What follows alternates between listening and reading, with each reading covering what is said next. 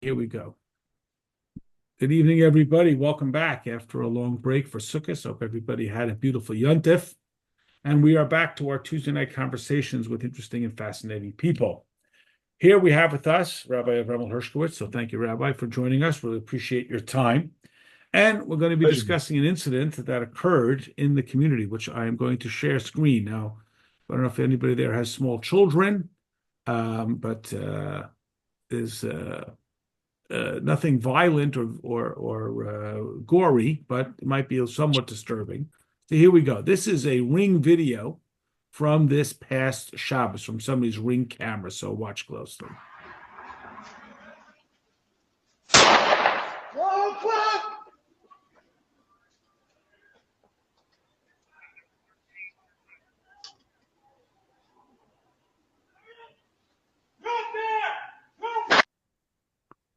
Okay.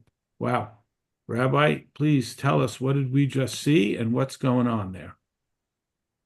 Hey, well, first of all, thank you for having me. It's always a pleasure to join any Beis Menachem events.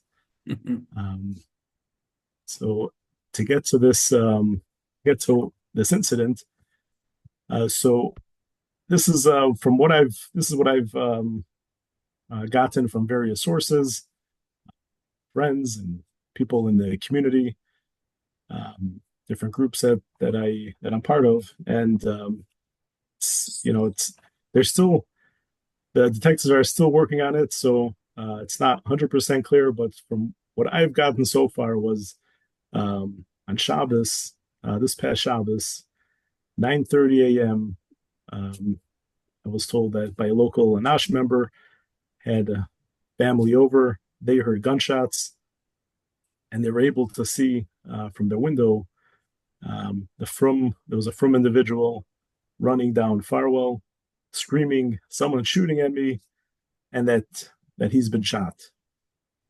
Uh, they There was a lot of non-Jewish neighbors over there that started coming out of their houses to see if everyone's okay. They offered to this individual, from man that was shot, to come into their house. They called a lot of neighbors called 911, and he goes into one of the houses to wait. They're waiting for the ambulances to arrive, um, and the victim starts describing a little bit of how the shooter looked like, and what the shooter said, before he started shooting, which is very. There's still a lot of pieces that, again, the detectives are trying to piece together. But one of the things that what I've heard, that the shooter allegedly said was color war, before he shot, at the Okay, so Rabbi, we're 1 year ago on Shmini Atzeres. We all heard the news of what went on in Eretz Yisrael. A year goes by, both the secular anniversary, October 7th, the Art site on Shmini Atzeres. This is the Shabbos immediately following. And of course, this is a frightening episode.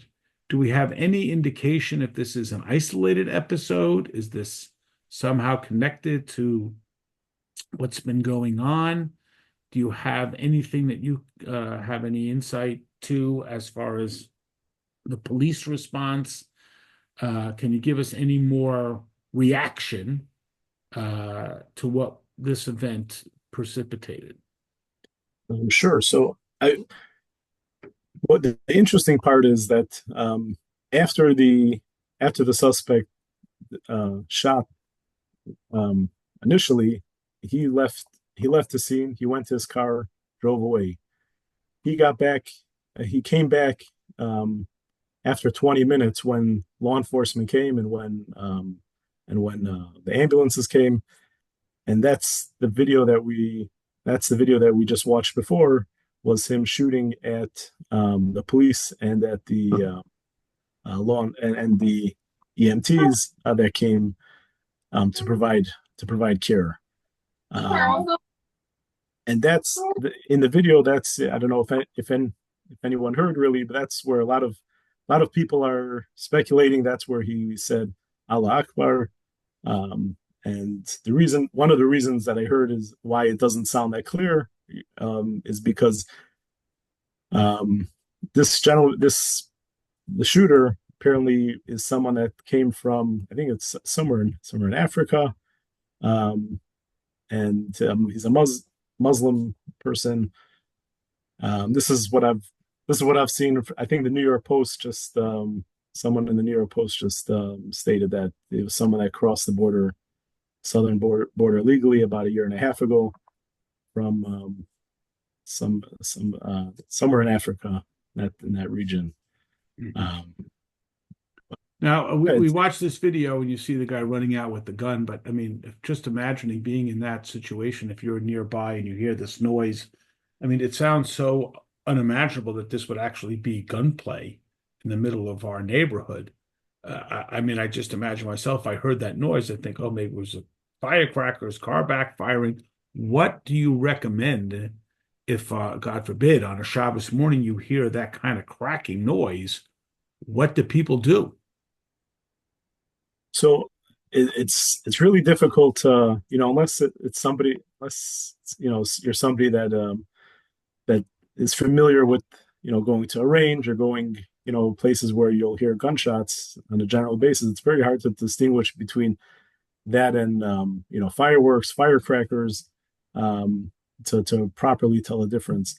Um, it's really, to answer that question, it's really a conversation in itself. But what I what I could recommend, in such an incident is, whenever there are such incidents, is to refresh ourselves, in any emergency operation plans, whether it's for your house, whether it's for the shuls, something that's easy for anyone to read and to go by. Baruch Hashem, there's a lot of resources out there, a lot of organizations that are happy to help you, with setting that up. But I mean, just to go back to, your question, Rabbi, is I think one of the best tools in such a scenario, whether however simple or it may sound, is really situational awareness. Once if somebody is if someone really practices that and goes by it and really is trying to be cognizant while he's walking around and paying attention to surroundings, you could really win the fight before the fight even starts, essentially. Um, it's really I just mean, the way being. we found out about this was we were in shul, and like every shul, we have guys who are part of our community who are guards, and they commit themselves beautifully to spend their davening time in the hallway. And just almost in a comical way, we called one of them up for an aliyah, which usually is not an issue. There's another guy, and he said, no, he's not coming. And everybody was like, well, what's going on? And then, of course, eventually it trickled out, and we understood that this wasn't just a standard stay by the front door and watch, that this was something a little more serious. So what is the process? How does the word get spread around, so that we are up on Howard Street? This happened on Farwell, a mile away. How do they find out, and what is it that people can do to spread the word if, God forbid, something like this occurs?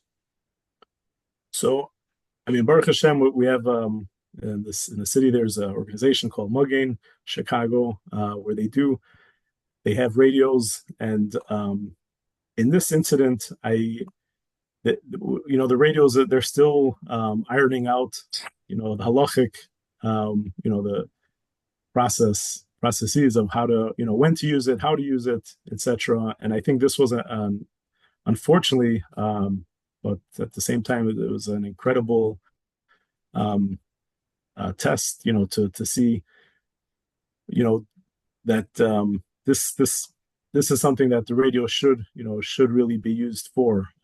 That's one thing, and I think in the future that's something that's going to happen. Um, and then another thing is also there we have, an incredible, team called the POWSAT team, House of Worship, Police, and they, I think we had something like this. We had a similar incident like this a few years back where I was involved with I guess the goings on of it, and it was right before Shabbos, and we made up with the House of Worship. This was before all the radios were around. That they would go and visit all the different shuls if they needed to give everybody a heads up. And that was what we set up beforehand. This scenario, obviously, nobody knew about. No one, it wasn't something that was anticipated. So I think radios that would be the best way of communication, especially in such a case where it's life threatening, where other shuls should be able to be able to communicate with each other, to know, to let the community members know to be safer You when they're mentioned walking about out. the designated police or houses of worship. What has been the response from the city, from the police, from the EMTs and so forth? How would you describe the response? Is it satisfactory? Has it been immediate? Has it been involved? Is there more police going on in the neighborhood now? What can you give us to understand about that? Yeah, 100%. I believe that there was an incredible increase in police patrols, as well as whether it's marked vehicles. Usually, there's a lot more unmarked vehicles, which don't even realize whether they're your regular police cars or they're just standard cars that don't even have police license plates on. There are a lot of those going around in the community. I know I've been in touch with the commander as well, and she is taking this very seriously, and she's approving a lot more hours for the law enforcement to go around, to be more available, to be out in force in the community. Okay, and again, obviously to remind everybody that God forbid if something of this nature occurs on Shabbos, you absolutely should use your phone and call 911. There's no question that this is a case of, God forbid, life endangerment, a kanas nefashos. And even though it may feel awkward to do it, but you should absolutely use your phone. If anybody wants to take a moment and unmute themselves and jump in with a quick question, the rabbi has agreed to answer some questions best to his ability. We do want to be respectful of his time, and we really appreciate your time, your efforts, and all the people of this incredible group who do this. They patrol the streets. They're there in the shuls on Shabbos and at communal events and so forth. It's not probably very fun to spend your Rosh Hashanah sitting in the hall instead of being in with the community, but it's a devotion that they have to the safety, and we just want them to know how appreciated they are. And again, if somebody wants to quickly jump in with a question, please do, and go in. I see Good Nira's. evening. My name is Nira. We just heard about all this literally this morning. We are from Prospect Heights, so all the news is in delay to us. Uh, who is this gentleman that's been injured? Is he okay? Do we know him? So it's someone with that's from this community. He's a 39-year-old um, young young father that was walking to shul. It's a big miracle, because usually when he goes to shul, he would go with his girls. In this particular Shabbos, he didn't go with them. But he is okay. Thank God he is out. He's already out of the hospital, and he is recovering very well. Okay, Rabbi Klein, I see you wanted to say something. Yes, something. Yes. I just got a quick question. Why wasn't has this thing been labeled a hate crime yet? And so I guess that's question number one. If not, why not? And what does District 24 plan on doing in order to beef up security for this coming Shabbat? So in regards to the first question, I think I know Chief Schnelling. he was asked that same exact question. Now, who is he? I He is the Chicago chief of police. yeah. So, and he I don't believe he I mean his response was that they have to go through the footage more and really have an accurate story in order to place it as a hate crime. They haven't found that they haven't found a good enough reason to say it's a hate crime. In regards to for the Shabbos, yeah, I mean the commander Reddy has taken she's taking this very seriously already, and there's already a lot of extra law enforcement out. Funny, I mean the funny story is a friend of mine actually got pulled over from there was an intersection that a lot of people would blow the stop sign there, and there's never really police around. Now he got pulled over, so we really know there is a lot of extra attention in the neighborhood. Right, understood. Okay, unless someone else has a question. Yeah. Hi, Baruch. Hi, Wanted to find out. Happy birthday. Thank you. Wanted to let everybody know that I think there's going to be something tomorrow at Indian Boundary at 7 p.m. To support the people that live in that area and just like support each other. I'm not exactly sure of all the specifics of it, but just wanted to let everybody know. I'm not exactly Leni, sure. can I interject? I'm Yes. Kylie Carlson, and a lot of us organized this event tomorrow night. And Yes. Josh Wiener is also on if he wants to interject as well. Tomorrow night, 7 o'clock, we're just calling the entire Kahila to come to Indian Boundary, and we're going to walk up, I believe, Rockwell to Pratt, and then to Washtenaw, where unfortunately the shooting occurred. And just so Achdus, solidarity with the Kahila, and just be there for one another and show our enemies that we're not going anywhere. And to tell our politicians that this was a hate crime and that you need to do your job. Sorry, Rabbi Hershkovich, but it was a hate crime. Saying Allah Akbar, we all know what Allah Akbar is. We don't speak like that. We say, we say different. We show it differently.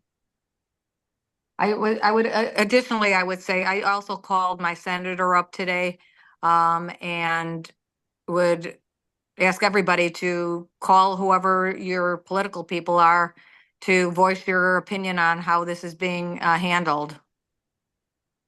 I mean, because what they're saying is if he said that, maybe he just was saying that because he thought he was going to be shot and killed and he's going up to whoever he's going up to instead of what it really means and what he really was. So anyway, I just encourage everybody to call their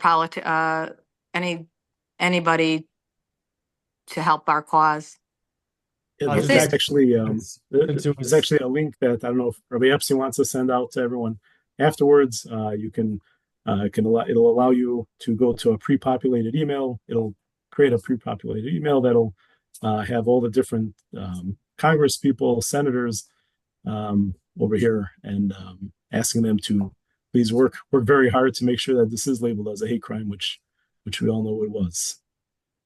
Rabbi, just so you know, Josh Weiner here, if we organize this for tomorrow, and we really want to highlight members of the community who are affected by this.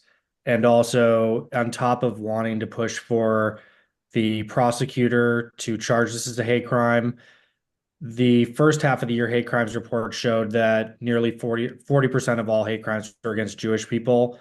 And actually, hate crimes against Muslims and Arabs are way down year over year. And we would really like the city council and the mayor to recognize that anti-Semitism is a problem without also in the same breath saying that something else is a problem. So we're going to also put together an email campaign for the council and the mayor and the prosecutor around those things. So just wanted to mention that, and we would love to be able to support the community. And Deborah Silverstein will be there as well, supporting that event. Incredible. Thank you very much. That's okay. Well, thank you, everybody. Thank you, Rabbi Hershkovich. Thank you for all you do throughout the year. Fortunately, most of the time we don't notice it, and that's a bracha. And this is another circumstance that just highlights the importance of vigilance and security, and everybody doing their part to share together. So we'll thank you. We'll say goodnight to everybody. Thank you, everybody, for participating. And we'll see you tomorrow night. Good night. Thank you very much. Thank you. Thank you. Thank you for having me. Thank you.